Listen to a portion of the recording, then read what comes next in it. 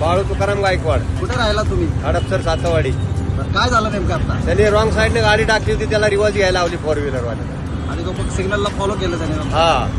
Very good. कुठे आता कुठल्या डेपोला असता तुम्ही? मी बेकरानगर डेपो.